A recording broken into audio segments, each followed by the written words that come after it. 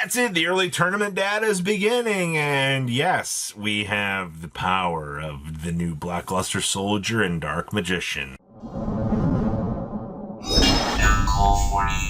Alright, so make sure you guys smash the link crap out of that subscribe button so you guys don't miss out on more Oz content. So this is the Mogi tournament data that I promised you guys I'd go over in the video this morning. Because I found this was pretty interesting to look at when you're looking at, like, the way that the new Dark Magician stuff is supposed to look. Now, one of the key cards is actually going to be Farah. Because who would have guessed, right? Farah is able to, you know, it's a dark spellcast is going to make sure that your cards are going to resolve. Being able to Farah reveal Curtain is just another level of insanity.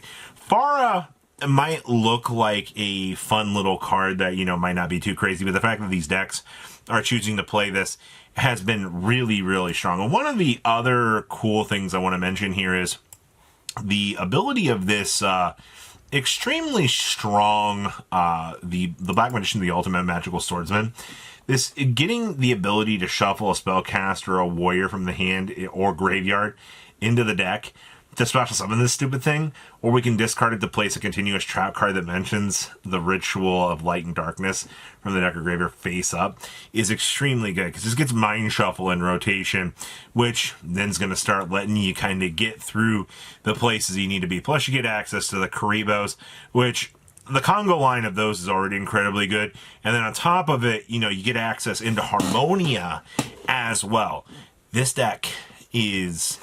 the fact that it managed to go 7-0 is crazy to me. But I mean, keep in mind that this is early, you know. Will these results be replicated later on is another question that we'll have entirely all to try to figure out. But also, just the sheer amount of good generic cards like the Fallen and Virtuous, the Crowns, the Harmonia, you know, it's really proving that, like, we're in an engine format. Now, out of the Mogi Cup, there was also this this Red Dragon Archfiend pile, also playing the Mind Shuffle shenanigans. Now, I had to think about this for a second. So you're telling me here that I can suddenly combine Yugi's monsters in combination with this to work, and yeah, you can. It's kind of curious too, because like this deck actually ended up losing to the Dark Magician list that won the event, so getting down to pure versus that. But Synchro Good Stuff is a very good call.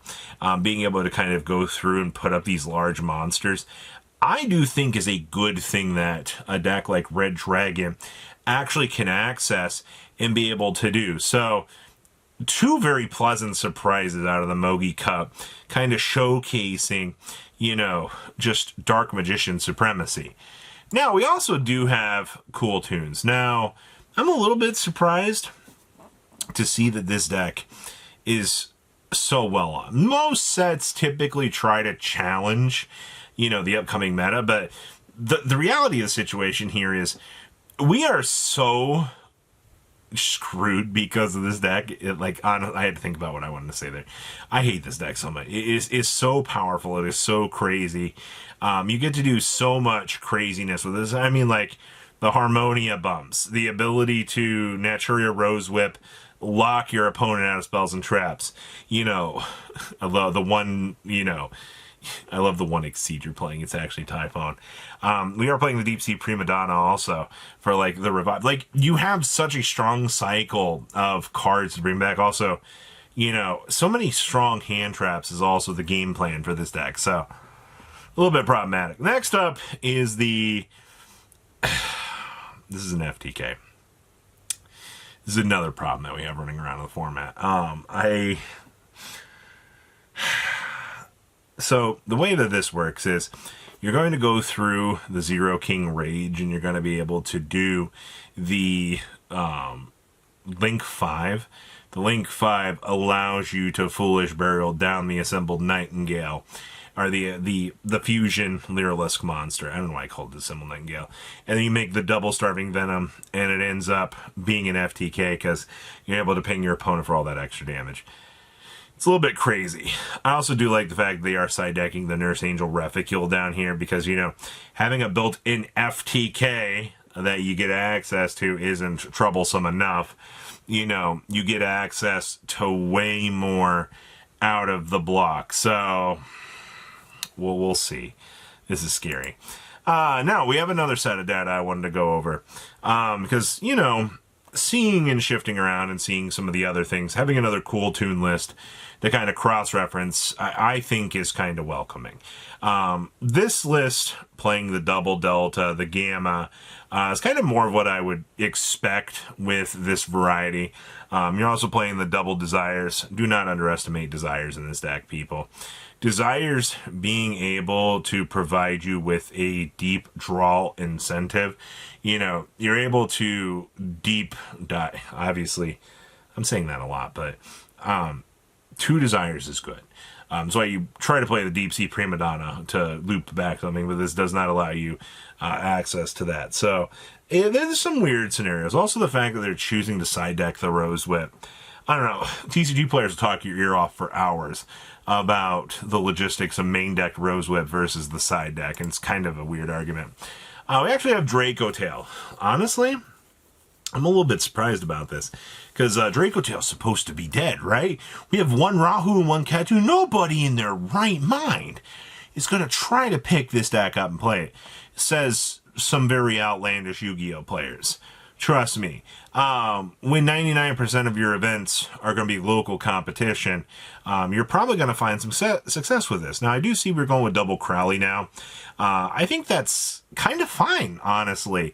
Crowley does provide you with another source to kind of provide you with some fusion summons. Also, you know, when you bounce it back to the hand from the graveyard, it can special summon itself, which then, you know, just allows you to kind of keep the Congo line going. It's got its logistics for you to want to play. And obviously, you know, 3 spells in the entire main deck is just some very condensed down Yu-Gi-Oh! And I guess it works. Next up is the Elf Note White Forest deck. Now, this is something I'm kind of curious if the TCG is going to explore, because the White Forest deck, when you start to scrape out what we're going to call the White Forest garbage, you know, the cards that you look at and you're like, oh, this is kind of cool, I want to play this. When you start to slim down on those numbers, I think this deck becomes way more explosive in the things you're able to do. And obviously, you know, there are some very good unique synchros that you get access to through the White Forest stuff. So why would I want to lose access to those? Why would I not want to try to explore some options where I can try to make the best of both worlds? And that's kind of what this deck is meant to do, you know. It is meant to create a space where, you know, those synchro good stuffs are going to come together. And obviously, I think it does work out very, very nicely for that. Next up, I don't know how this duelist does this every single week, but there's always one Tellerite player that somehow manages to make this deck work. Now, I do like the fact that we are playing the Artifact Durandal in here. Is it because we can Patal minus rank up into the Durandal and then try to do a cheesy little interaction, try to hand wipe the opponent? I would assume that that would be the case, right? Obviously, your end board usually is going to have a Utopic Future Draco on it. You do get access to the big Ultra Omega, Constellar Omega, which is usually pretty strong. But unfortunately, this deck's weakness is like, you just have, I want to say it's consistency issues. Also, like, the board you put up is not the most impressive thing in this era. It's got its advantages for sure, but it definitely feels a little bit weaker in comparison to some of the other lists. And then somehow we have Phantom Knights. This is another deck that was really a surprise out of the weekend. The Dark Rebellion being able to mode change into either the Exo Sister or into Ophion has been a very popular choice.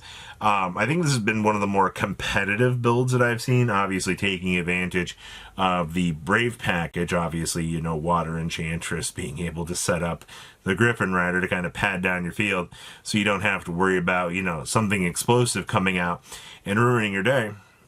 Yeah, I'm kind of okay with this. This is This is good stuff. So what do you guys think about, these meta challengers? Please leave a comment down below. Tell me what you guys think. We're gonna have a lot of Chaos Origins.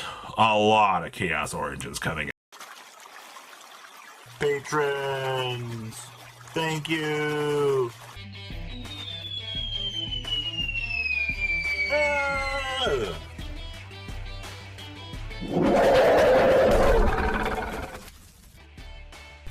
Thank you so much for watching. Check out these other videos.